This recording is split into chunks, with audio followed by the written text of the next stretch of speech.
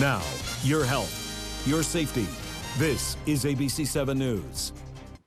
I'm Kristen Z. Welcome to our daily special called Getting Answers. We're asking experts your question every day at 3 to get answers for you in real time. We are committing today to work and unemployment throughout ABC7, all our news programs. So right now, we're going to talk live with a spokesperson from the Employment Development Department. Post your questions on our Facebook live stream, YouTube Live, or check out our Instagram stories to submit your question. Hopefully, we'll get you some help. Let's not waste any time. Joining me is Levy, Deputy Director of Public Affairs with the Employment Development Department. So busy these days. Lori, thank you for joining us. Thank you for having me. We appreciate the opportunity to get out some helpful information. That's great. You know, the governor today said he expects it could be 25%, maybe even up to 30% unemployment here in California. So obviously, your task here is massive. So many people to help. But I want to start with this, which is you do have jobs. You're hiring right now, right? Oh, absolutely. The way that we're funded for the unemployment insurance program is funding is low when unemployment is low, like it was at a record low just a couple of months ago in February. And then suddenly we had this massive surge, this avalanche. And so now we're getting some additional federal funding for the administration of our program. And with that, we can do a massive hiring effort. We're kind of getting the assistance from the State Department of Human Relations and HR. And so hopefully we're going to be able to do a lot of big hiring very quickly. All right. And, you know, Labor Secretary Julie Su, when she joined us a couple of weeks ago, she referred to that. She said the department was really ramping up the ability to help people. And topping that list is the need for the call center to be responsive. We are still getting comments from people saying, I've tried for hours, I cannot get through. Is that a unique experience, or is it actually much more common than you would like it to be? You know, it's much more difficult than we would like it to be. We all wish we are working extremely long, exhausting hours because we do care so much about trying to get people information in the midst of this truly historic event. And it's just a matter of math, unfortunately. You know, we just only have, a couple thousand people. We've been redirecting people to assist us from throughout EDD, throughout state government. But to handle millions and millions of calls, we would need something like 20,000 more.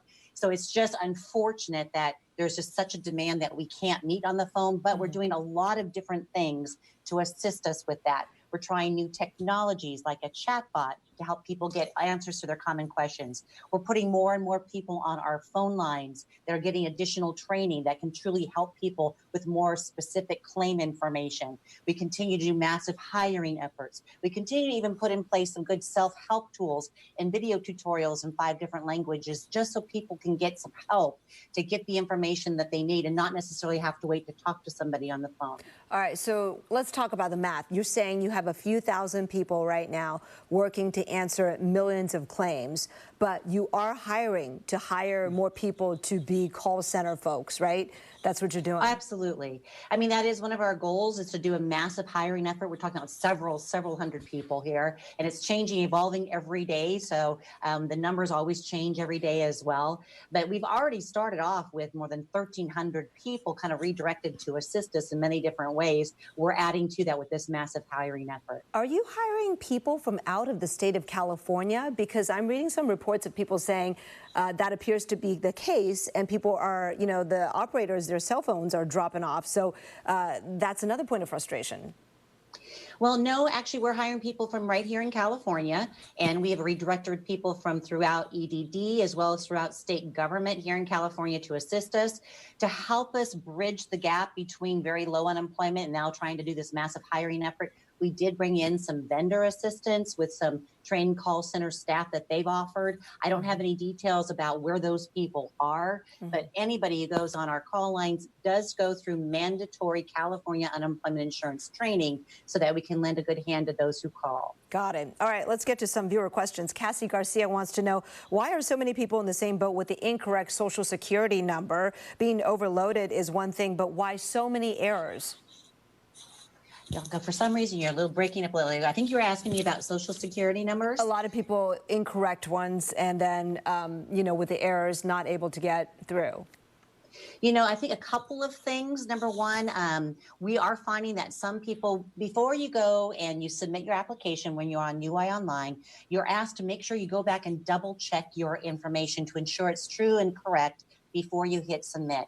And we're hearing from some people, oops, I didn't do this or that, and mistakes do happen. So we're trying to get some information out there by which when you do receive a notice from us and you don't agree with the information that's stated there that says, hey, this is what we have, is this correct? We do encourage you to write what is correct in your mind and then send it back to the address that's on that notice. In addition, you can certainly call or you can use some of our self-help tools available on our UI Online accounts for people. But that's another way in which people can kind of get a mistake maybe cleared up. Okay, Pam wants to know, my husband was claiming benefits, but fortunately he is back to work and therefore no need to place any more claims. That's great to hear. But EDD still paid him via his debit card even though he didn't submit another claim. How does my husband give that money back? Well, a good question, because we went through a period of time where you're kind of auto-certifying for people. And in plain terms, it's once you initiate a claim with your application and that's approved, you then move into what's called continuing claim status. And every 2 weeks, you have to certify to the EDD, answer some basic questions, which says, yes, I'm unemployed and remain eligible for benefits. We were able to do that automatically for some people for a period of time to help alleviate some of the load on our online system. But for the most part, when you get to that certification, that 2-week certification, you can note on there that you've returned to work. And then we get that information and we can help you wrap up your claim payments for now. Okay, Karina Bautista Santiago wants to know, when will PEUC be ready? That, of course, is the pandemic emergency unemployment compensation. That's the 13 weeks extra, right? When will it be ready? Right. There are 3 basic provisions of the Federal CARES Act. One of them was paying people an additional $600 in stimulus payments for any week of benefits they qualify for, you either on the regular unemployment insurance program or the new federal pandemic unemployment assistance program, which basically helps those who are self-employed and so forth, not usually eligible for the regular UI. So those are 2 federal provisions. And then the third one, of course, is that 13-week extension of benefits on a regular unemployment insurance claim. Fortunately, here in California, we've already implemented the first 2. That extension, we're actually getting out a news release this afternoon with what the plan is for rolling that out. It is very complex. It's been made. We just got some guidance, in fact, last night from the federal government in terms of how it's meant to be operating. But we believe we can announce later today exactly how that can roll out, and we encourage people to check for the very latest on our website. Yeah, what's the estimated timeline, though? We believe that we're going to be able to start getting the first phase of this extension in place by the 27th of May. And so we're encouraging people to watch for exactly how that's going to work. We'll get some details out there on our website, and we'll continue to make sure people get the very latest. All right, so hopefully a couple weeks. Great. Terry says, my contract job ended in September, and in spite of applying for lots of jobs, I haven't found one. So according to EDD's website, I'm out of benefits and can't reapply until September, but he's thinking he should be eligible from what he's reading, but the site won't allow me to file a new claim and keeps sending me round and round in circles. What to do? Most of the time when we're not in an emergency pandemic like this, you get a claim that's good for 12 months. So when you initiate a claim, it's good for 12 months, and you have that period of time to collect up to 26 weeks of benefits, depending upon when you are working or when you are not. So if you're still within that 12-month time frame, the system will not allow you to set up a new claim. That's just the way it's designed for. So that's why we're telling people, make sure if you still have an active claim, you've exhausted all the benefits that are available to you for right now, watch our EDD website for the very latest information on that federal extension. All right, Tenley Wood Chavez wants to know what's happening with the benefits for people who have exhausted their benefits. We were talking about that, but wanting to file for extension, there's no way currently. When will it be in place? And I think that's the information we're going to be able to hopefully get out and announce this afternoon. Yeah, okay. Robert wants to know, will the payment of EDD benefits have a later impact on the payment of Social Security benefits once retirement age is reached and filed for? That's a great question. I'd have to go ahead and look a little further into that. For the most part, what people are required to do when they certify for benefits every 2 weeks is tell us, what income are you getting, no matter what the source.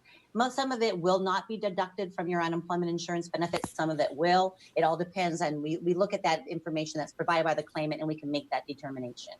Okay, great. Lori, we're going to take a short break on the air here, but we'll continue to do this question and answer, which is so helpful for our viewers on our live stream platforms. Take a short break. Be back in 2 minutes. All right, and we are here with Lori Levy, spokeswoman for the Employment Development Department. Really appreciate your time. Here's a question from Mitch. Mitch says, I was told I was eligible for $450 a week, but got disqualified for week 1 and 2 after submitting my certification. There's no button for appeal or reapplication. Nothing was sent to the House for me to appeal, and I've not reached anyone at EDD. Always hang up. Please help. No, of course, there are always appeal rights. And that's what I was talking about. Like when you get that award notice from EDD, you can get that in the mail. You'll also have some information available to you in your UI online account in that inbox there. So you have a number of ways in which you can get back to the EDD. And then also you can go to our EDD website and search up unemployment insurance appeals, and there'll be some good information for you there too. We want people to get the information they need and not have to wait to be able to talk to somebody on the phone if at all possible. Okay, great. Olga wants to know, my son has been laid off since March and hasn't seen all but $126. Why? He's called numerous times, no answer. He's done everything he's supposed to. What might be the reason for that? Well, unfortunately, I don't have any of that claim-specific information in front of me, and a lot of these things are on a case-by-case basis. For instance, I don't know if he's applied, it's a regular unemployment insurance claim, or if it might be one of these new pandemic unemployment assistance claims. So I don't really have the details. I will say that, generally speaking, we have to look when you apply for benefits on what kind of wage information do we have here reported by employers over the last 18 months? And that's what helps us determine what kind of benefit amount you might be eligible for, because this is intended to be a partial wage replacement program, helping to replace at least a portion of the wages that you're losing through no fault of your own. All right, Katrina wants to know, actually, how much time do we have, Mr. Director? 15 seconds. Oh, okay, we'll take this back on air. Thanks, Lori. Sure.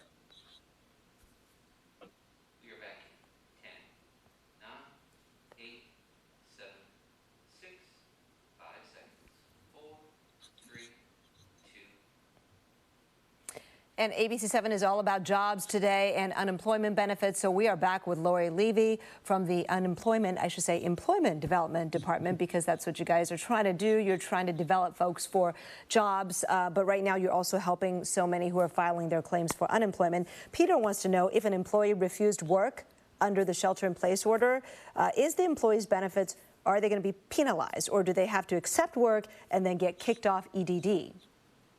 Well, it's a very good question, especially as businesses start to reopen in California and employers are being required to abide by state safety guidelines. So we do have some brand new frequently asked questions on our EDD website under the workers section, and I would highly encourage people to check out that information. In a sense, if you do go back to work, or even if you refuse to go back to work or refuse offer because of perhaps some health concerns, you are required to report that to the EDD if you're collecting unemployment benefits on your biweekly certification form. And then we will take in that information and determine with you whether or not that meets good cause for not returning to work and whether or not the employer has been able to abide for those safety guidelines. All right, you just answered Victoria's question as well. She works in a dental field and has the same concern, so that's great. Magali Garcia wants to know, my mom is working part-time, but they certify automatically. I can't get a hold of anybody. How or where can I put the earnings? It is right there on your biweekly certification form. So there's a number every 2 weeks. You're required to answer several basic questions, including how much did you earn if you were working at all? How much did you earn? And there's a place right there in the certification form to supply that information to us. We take that in and we evaluate whether or not there's any earnings there that need to be subtracted from your potential benefit amount, and then pay you the difference if there is a difference. Okay. Hey, Lori, I thought I would share this with you because you probably get so many complaints. It's nice to get a little appreciation. But Lena wants to say, Lena Garidelli, I want to say thank you to the 2 EDD employees who did help me on the phone. It took me 8 weeks, but they were super nice and patient. If you get through, my advice is to not take your frustration out on them. Oh, thank you very much for that. I think a lot of people are missing here that, we care very deeply about what we're doing here at EDD. These are our friends, our families, our neighbors, so many people hurting to just historic proportions. And a lot of us are truly exhausted because we're working so hard. So that really is nice to hear. And we really do believe there's a lot of people out there like that. And we're happy to have been able to help. I wanted to pass that on. All right, Thank Christina you. wants to know if someone took 2 weeks of unpaid personal leave from work for school closures, their kids are at home, can he still apply for EDD for only these 2 weeks? Well, you're certifying on a weekly basis. So what you're telling us each week is like, are you still unemployed or your hours are reduced through no fault of your own? And if so, were you working at any point during that week? Or could you be working if it was available to you? In other words, you weren't sick and so forth. Those are the questions that you're asked on your biweekly certification form. Answer those accordingly, and then we kind of take that in here at the EDD to determine if you have a benefit payment coming. Okay. Fred wants to know, and I think a lot of people have the same question, do we need to file anything to get the additional extension of benefits? My portal still shows payments based on a 26-week time frame without any extension added. Right. That's because the extension isn't in place yet. But the moment that it is, we're going to be able to automatically file for those who are kind of currently within a benefit year and could be available or eligible for that additional 13 weeks of benefit. So that's what I say. We're working very, very hard. It's kind of imagine a plane being in midair and we're trying to build on it, add engines and everything without it coming crashing down. So there's a lot of things we're trying to do all at one time. So look for that information that we're evolving very, very much on a daily basis to get on the website and give you the very latest information you need. Okay, and I think you just answered this question, but it's just a little bit different, so I'm going to throw it out there for Kathy. She says, what if you go back to work, but they don't know how long they will be open?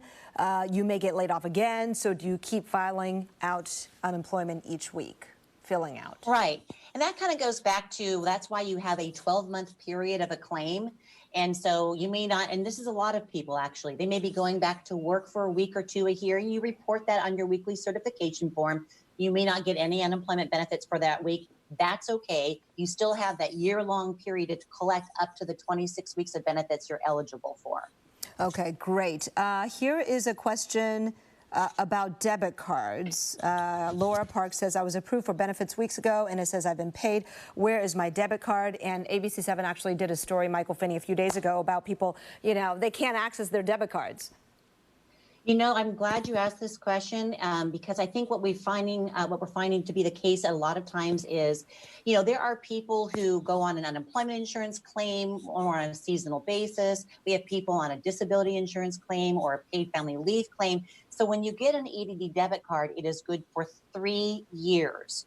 And then you may not use it for some portion of that time, but when you do come into a new claim, what will happen is when you're approved for benefits, it's posted to that EDD debit card if it's still good within that 3-year period. A lot of people don't realize that. They haven't read or don't remember a lot of that information that they were given. Mm-hmm. So what's happened with the Bank of America is they put on their EDD debit card website, and we have all that information on our website as well. There's a new Replace My Card tab.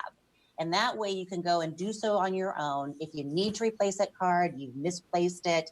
And that way they can work with you to get that new debit card to you just as quickly as possible. And once you have that debit card for that first payment on your biweekly cycle, it's pretty quick once you certify for benefits and you're found eligible to get that next payment within a couple of days. All right, Sandy wants to know, since a lot of people are furloughed, do they still have to send out resumes and look for other jobs? Do they have to look for jobs out of their field? That's an interesting question. It is an interesting question, and I would say typically when you are collecting unemployment insurance, you are required to remain able and available to work and looking for work so you can stay connected to the labor force while you're collecting unemployment benefits. However, we all know there is nothing normal about what we're in right now. And so we were able to waive some normal eligibility requirements, or at least make some adjustments with our system that allows us to really process automatically large volumes of claims through our system. So answer the question truthfully, were you looking for work? But if you answer no, it will not affect your ability to collect unemployment benefits for right now. All right, Lori Levy, thanks so much. Let's take a short break on the air and continue our discussion over on Facebook Live and the ABC7 News app. Join us there. Otherwise, we'll be back in 2 minutes. All right, and we're here with Lori Levy, good enough to spend half an hour for a very busy day with us to share with our viewers what they can do if they're having challenges filing their claims and with regard to when they can get the extra $600. A lot of questions about that. Here's a good question from Kim Cool, and if you can answer this question, I think you'll save yourself some calls. How do I know that the EDD got my application? Do I just sit and wait for benefits? How long before I get benefits? But basically, a lot of people, they probably call you because they don't know whether you got their application. You know, Kim, and I think a lot of people out there, this may be the very first time anyone's interacted with our unemployment insurance program. So this is all new. And then you add to that the complexity of what the federal government created with these new provisions for unemployment benefits. And no wonder it's extraordinarily confusing. So that's why we continue to put more information up on our website to help guide people. But basically, when you go into our UI online system, and I highly recommend that is the best way to apply for benefits, you do get a confirmation number that says, yes, we have received your application. And then typically for most people, you're going to be able to get something with this from us within a couple of weeks that says, okay, here's the status on your claim. Here's your award notice. It's now time for you to go on and certify, tell us you're eligible for that first benefit payment. And that's why you get that on your debit card. And it takes about 3 weeks all told for most Californians. The exceptions are those who are going to have information provided to us that doesn't match our wage records, or we cannot verify their identity. Those always take more time in handling. All right, Lori, thank you so much. Back on air in 15 seconds, so hang on tight. Okay. 10, 9, 8, 7, 6, 5 seconds, 4, 3, 2. And we are back with Lori Levy from the State Employment Development Department to answer your questions. And so many of you have sent one in. So here's Tammy's. She wants to know, why isn't direct deposit an option? Either the state or Bank of America or both must be making money off the debit card relationship. Now, I don't think they're trying to make any accusations, but it is a great question of why isn't direct deposit an option? And again, I think this is so new to so many people, they may not realize that they do have an option. It's not necessarily a direct deposit into their bank account. That is something we're trying to put in place now. But it is something you can elect when you go out to the Bank of America card site to activate your card. You can select to either have that card, that money direct deposited or transfer deposited into your account, either one time or on a reoccurring basis. So it's really, you can make that choice. And if that's something you want to do, it's there for you. All right. Jenny Roldan wants to know, why are my PUA payments pending forever? It's been 8 weeks. That is the Pandemic Unemployment Assistance. Is that the one where if you're a gig worker, you could still qualify, or self-employed? Yeah, you know, that's a whole new program that we had to build. And the regular unemployment insurance program has been around for a while. This is a new pandemic unemployment assistance program that only launched April 28th. So there has been no claims prior to April 28th, which is just about a little less than 2 weeks ago. So, or about 2 weeks ago. So basically what it is for those who are self-employed, business owners, independent contractors, and those who don't normally qualify for regular unemployment. For instance, you have limited work history. So that is a separate program. You go through the same UI online tool to apply. We have to check to see whether or not we can file a regular unemployment insurance claim for you first. And then if not, we file it as a PUA claim. All right. Mary has a good question. Can your employer force you to take a paycheck from a PPP loan, even though you can't work due to having to be home with your kids? You know, I'm unfamiliar with all the details of the PPP loans. I can tell you that there's some information on our website in our frequently asked questions section that does talk about whether or not you could be eligible for benefits if you're forced to stay home to take care of your children because they can't be in school, for example. So I'd highly encourage someone to kind of look at that situation. Oftentimes we have to collect some information from you to help us make that determination of whether or not it's considered good cause for remaining eligible for unemployment benefits. All right. Amber wants to know, she says, please address identity verification. What's the wait time? How do we know documents have been received? No, that's a very good question. And that is something that always takes additional time. Doesn't matter whether or not we're in a pandemic time or not. It is something that we are required to follow up. We have to ensure that people are who they say they are, for us to protect the integrity of the program. So sometimes people will get caught up in that. We need some additional documents from you. We have redirected hundreds of people to help us with that claim and workload within the department. So if you haven't heard from us yet, you should be hearing from us sometime soon. All right, Melissa Van Dyke wants to know, how do I sign up for WorkShare, as in reduced hours? I'm still working just reduced hours. I think I signed up for the wrong UI because they said my claim will be $0. And just because you receive a $0 award notice doesn't necessarily mean you've been denied. It can mean a couple of different situations. For example, it could mean that you're, for right now, in that identity verification kind of element where we have to verify who you are first before we can release those wages. It could mean we have to do a wage investigation, whereas you may be misclassified as an independent contractor when you believe you should be an employee, that kind of thing. So just getting the $0 doesn't necessarily mean you've been denied benefits. All right. Joni wants to know, I applied via fax 8 weeks ago. Online, it shows I have money coming out, but constantly says I have to reapply. I have done this weekly since March. How do I get paid? How do I get certified? And again, I don't see the specifics of that claim here in front of me. I can say that I was assisting someone just yesterday, and that they had filed for a PUA claim, and they're like, I'm not quite sure. So I think I haven't gotten a check for a little while. And I'm like, well, you know what? Did you go in and certify? We had a period where we were automatically certifying for people up through May 9th. That period is over. You really need to go in every 2 weeks. There's notices right there in your UI online inbox that tell you it's time to certify. That's when you fill out that little form that says the basic questions, I'm unemployed and otherwise eligible. And that's what triggers your next benefit payment. All right, Gail wants to know, why have some people been paid in full on time, others have been partially paid, and others not paid at all?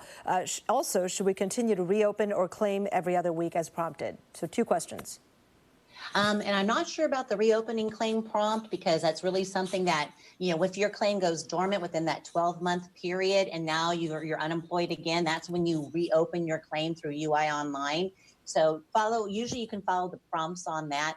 But I think that the hardest part for people to realize on the unemployment insurance program is it truly is a case-by-case basis. You may work side by side with somebody in the same workplace, but your work history over the last 18 months is very different, how much you've earned and so forth. And that's what kind of all goes into determining eligibility for unemployment benefits and how much you could earn. All right, Lori Levy, thanks so much. That's all the time we have on air. I got one more question for you on our live stream platforms, and that is, what is the best way to get a hold of you guys for help? Be right back. All right, so folks, thanks for being on Facebook Live with us, with Lori Levy. I see so many questions and I don't think they're trying to be mean or sarcastic, but really they're questions of, look, how do I get a hold of EDD? I've tried calling, some people say 1,000 times, some people say website, no use. What do you say to people? I think that is, I truly do. We all understand how difficult it is, and we all wish we could make it so much easier overnight. We truly do. Unfortunately, we went from record low unemployment just a short time ago with low levels of staff to this avalanche, and we're trying to now build capacity extraordinarily quickly, like on an extreme makeover type style. So we appreciate people's patience. The best thing really to do is to take full advantage of the self-service tools we have available. If you're confused about how to use UI Online, we have video tutorials, a UI checklist. We have step-by-step charts helping you understand the process. There's even a new unemployment benefit guide page on our website that walks you through the application process.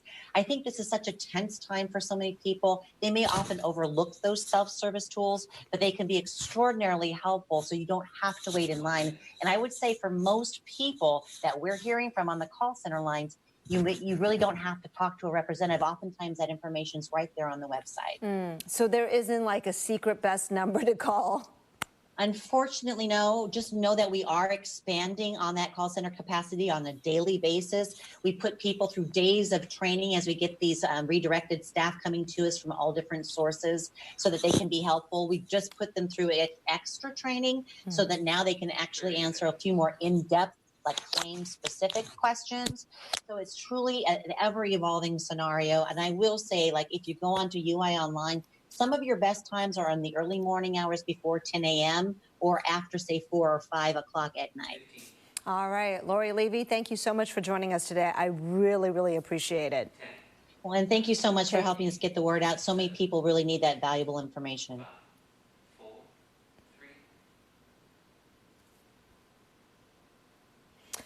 All right, thank you so much for joining us today on Getting Answers. One of the big headlines coming from our conversation today, the first wave of pandemic unemployment emergency compensation should happen on May 27th. So be on the lookout for more information today on that. We'll be here every day at 3 o'clock on air and on live stream answering your questions. Now stick around for World News Tonight. Have a good one. And we're clear. Great. Thank you, Lori. Thank you, audience. Thanks for joining us on Facebook today. See you next time.